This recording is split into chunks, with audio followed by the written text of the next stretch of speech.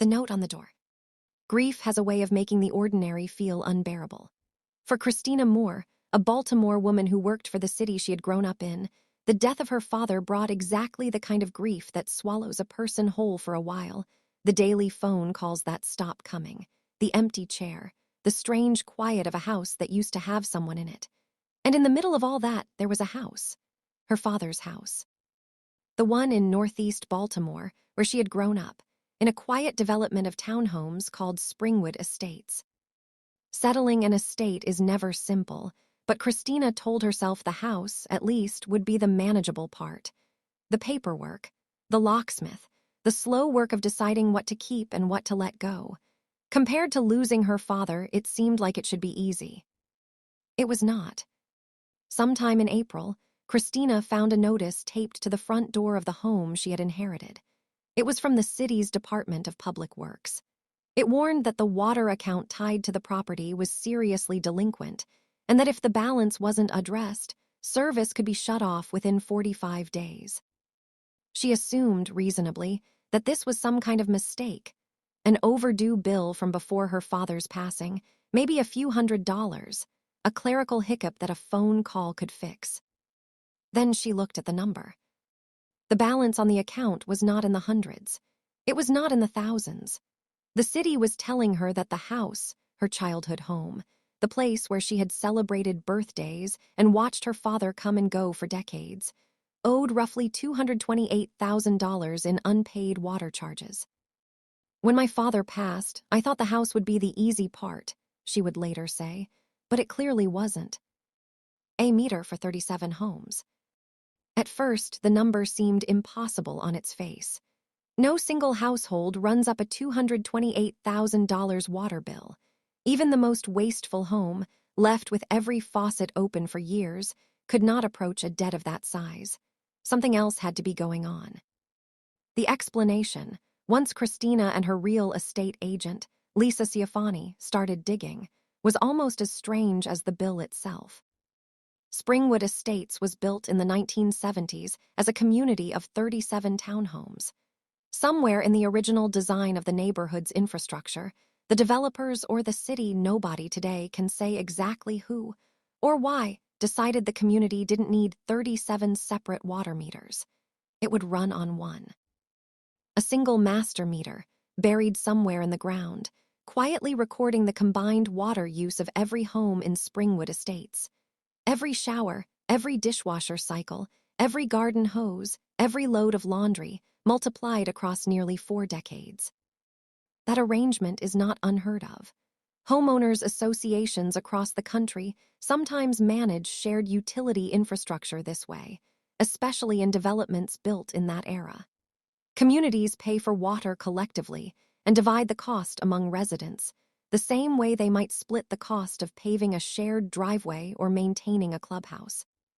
What made Springwood Estates unusual was where the city had chosen to file the account. The master meter was not registered to the Homeowners Association as an entity. It was registered to a single physical address, her father's house. For decades, that arrangement apparently worked well enough. Each household in Springwood Estates paid its share of the water bill to the HOA, based on estimated usage, and the HOA in turn was supposed to forward the combined payment to the city's Department of Public Works each billing cycle. It was an invisible piece of neighborhood plumbing, literal and financial, that nobody thought much about, so long as the checks kept clearing. Somewhere along the way, they apparently stopped. A debt that grew in the dark. Nobody Kristina has spoken to, not the HOA, not the city, not her neighbors, can fully explain how a bill meant to be paid monthly, in modest installments by 3 dozen households, ballooned into a 6-figure debt without anyone noticing until a notice appeared on a dead man's front door. Regina Johnson, the president of the Springwood Estates Homeowners Association, and according to neighbors, the only board member still actively involved, confirmed to local reporters that the HOA was indeed responsible for collecting money from residents and paying the community's water bill. But when asked how the balance had climbed past $200,000, she said she could not explain it and declined to answer further questions. That left Kristina staring down a debt with no clear author. Someone had let this happen. Someone had, for months or years, either failed to collect enough from residents, failed to forward what was collected, or both. And whatever the cause, the consequence had landed entirely on one family, attached like a shadow to a house that had nothing to do with causing it. Lisa Ciafani, Kristina's realtor, put it plainly. Master water meters serving whole HOA communities aren't strange. What's strange, what's almost unheard of, is having that shared account tied to the deed of a single private home, so that one family becomes legally responsible for the water use of 36 of their neighbors. I don't understand how they can hold her liable for 37 properties, Ciafani said. What the city told her. Armed with the notice and a rapidly sinking feeling, Kristina went to the Department of Public Works to find out exactly what she was dealing with.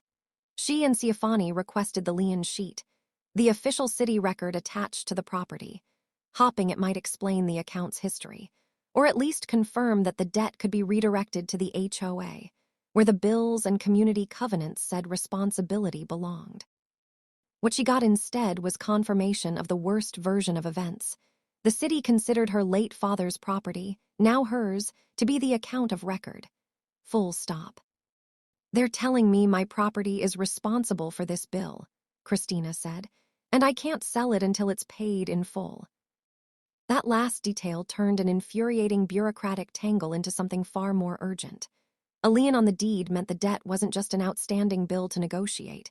It was a legal claim against the property itself. Until it was resolved, the house could not be sold, refinanced, or cleanly passed on. The home Kristina had inherited, meant to be a piece of her father's legacy, had instead become an asset she couldn't touch and a liability she couldn't walk away from. She and Ciafani say they brought the HOA's governing documents, the covenants and restrictions every homeowner in Springwood Estates agrees to when they buy in directly to the city. Those documents, they say, clearly spell out that the homeowners association, not any individual homeowner, is responsible for paying the community water bill. It seemed to them like an open and shut case. Wrong address, wrong bill, wrong family. The city did not see it that way, at least not immediately. Working the phones. What followed was months of the particular, grinding frustration that anyone who has ever tried to fix a bureaucratic error will recognize. The kind where every phone call ends in a transfer, every office points to another office, and the person trying to solve the problem starts to feel less like a citizen and more like a ball being batted between departments that don't especially want to catch it.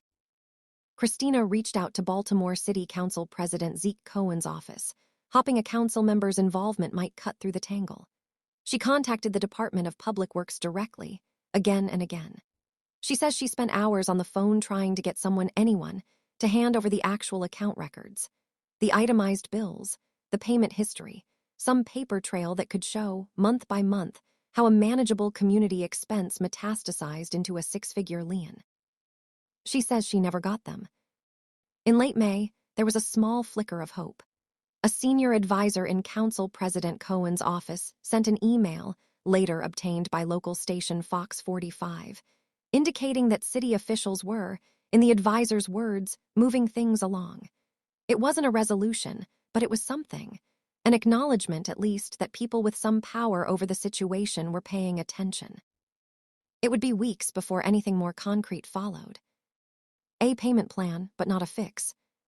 Eventually, Kristina and the HOA worked out a payment arrangement with the city, an installment plan meant to chip away at the balance rather than demand it all at once. It was a practical step, the kind of compromise that keeps the water running and buys time. But a payment plan is not the same as a resolution. According to a senior advisor in the council president's office, the lien itself, the legal claim preventing the sale of the home, would remain in place until the full amount was paid off. In other words, Kristina could keep making payments toward a debt she didn't believe was hers for years and still not be free to sell the house her father left her until the very last dollar was cleared, whether that money came from her or from the neighbors who were supposed to have been paying it all along.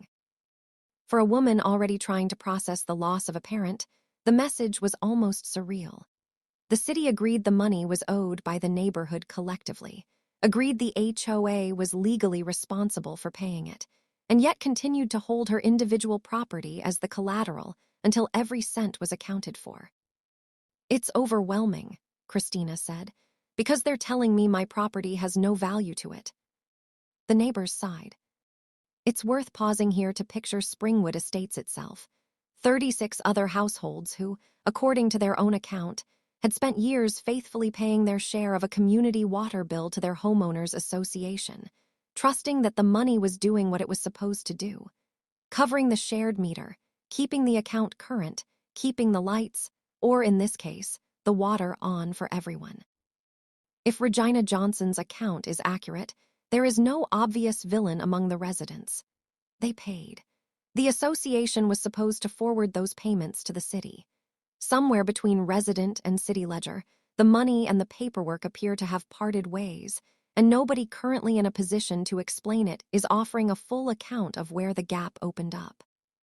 That is, in some ways, the most unsettling part of the story. This isn't a case of one dishonest actor caught red-handed. It's a case of an entire system, a shared meter, a volunteer-run association, a city billing department, and decades of paperwork, quietly failing in a way that took years to surface, and even now resists a clean explanation. The city's new theory. For months, the dispute played out mostly as a story about bureaucratic inertia, a woman fighting an indifferent city government for records and accountability. Then, in late July, the story took a sharper and more painful turn. Mayor Brandon Scott's administration, weighing in publicly for the first time, issued a statement to Fox 45 News that acknowledged what Kristina had been arguing all along, that the Springwood Estates Homeowners Association was, legally, responsible for paying the community's water debt. That much was, at last, official. But the statement didn't stop there. It pointed to a new and far more difficult thread. According to city records, the mayor's office said the late owner of the property, Kristina's father, had at one point also been the individual responsible for running the HOA. The implication, laid out carefully in bureaucratic language, was blunt underneath the phrasing. If residents had been paying their share and the water account had still fallen $228,000 behind, where had that money gone while her father was the person overseeing it? It was, for Kristina, an almost unbearable pivot. She had spent months trying to clear her father's name from a debt she didn't believe he owed, only to have the city suggest, however carefully hedged, that he might bear some responsibility for how it came to exist in the first place. According to Kristina, her father had indeed served on the HOA board at some point, but he stepped down years before his death, she says, and at the time he left, the community's water account was still current. If that timeline holds up, it would mean the debt accumulated later, under different hands, after her father was no longer involved at all. But if that timeline holds up is exactly the problem. Nobody outside the city has been allowed to actually see the records that would confirm it, one way or the other. Records requested, records withheld.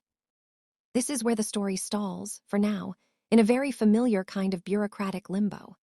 The city says its own internal records point toward a question about how the money was handled during her father's time on the HOA board. Kristina and Siafani have asked, repeatedly and through multiple channels, in person at DPW, through the council president's office, over what Kristina describes as hours of phone calls, for those same records to be produced. They say they still don't have them. A local television station, Fox 45, filed a formal request under the Maryland Public Information Act, seeking the same account records the mayor's office had referenced in its statement.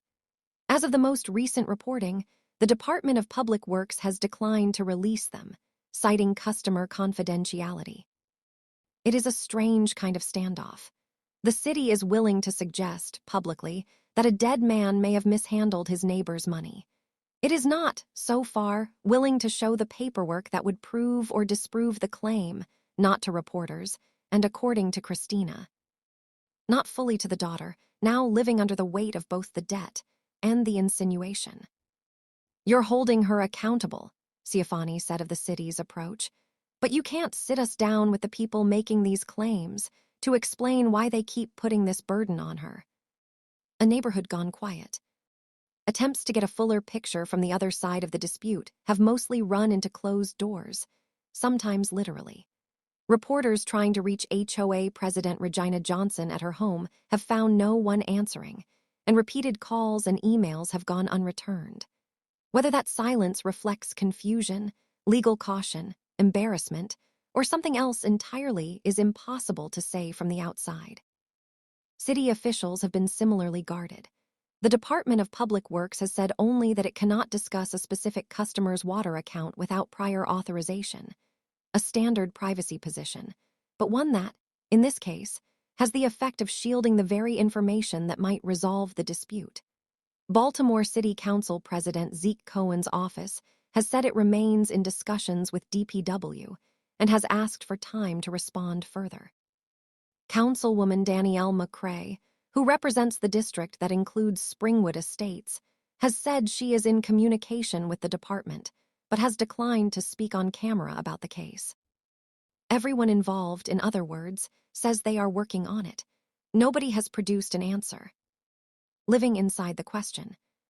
In the meantime, Kristina Moore is left holding something that is neither fully resolved nor fully explained. A house that represents her father's memory and a debt that represents, depending on who you ask, decades of unpaid bills, a broken HOA, a city billing failure, or possibly her own father's mismanagement. A theory she disputes and has not been given the documents to properly answer. She still works for the city of Baltimore herself, which makes the standoff feel, by her own account, especially disheartening. "This is my childhood home," she said. "I work in the city, so I feel let down by the city. I think it's sad." The payment plan chips away at the balance a little at a time. The lien stays in place. The house, the one with the birthdays and the ordinary years folded into its walls, sits there as both an inheritance and a hostage, waiting on records nobody outside a handful of city offices has been allowed to see. A wider question. Strip away the specifics, the master meter, the 1970s townhomes, the particular Baltimore neighborhood, and what's left is a story that could unsettle anyone who has ever inherited property or ever will. An estate is supposed to be a transfer of what someone built during their life. Nobody expects it to come with a stranger's debt attached, let alone 36 strangers' worth of it. Shared infrastructure, a single meter, a collectively managed account, a homeowners association trusted to pass money along correctly, depends entirely on every link in that chain holding. Springwood Estates shows what happens when one link quietly gives way and nobody notices for years. The debt doesn't disappear. It waits, compounding, for someone to open the mail. In this case, that someone was a woman still grieving her father, standing on the porch of the house he left her, reading a notice that gave her 45 days to somehow answer for a debt that took her family's whole neighborhood decades to create. As of the most recent reporting, the lien remains. The records remain sealed, and Kristina Moore is still waiting for the city to show its work. This account is drawn from public reporting on Kristina Moore's case in Baltimore, Maryland, including coverage by Fox 45 News, WBFF, Yahoo News, MoneyWise, and other outlets, current as of late July 2026. Details of the dispute, particularly the city's claims about the handling of HOA funds during the tenure of Moore's late father, remain unresolved and disputed by Moore and her representatives.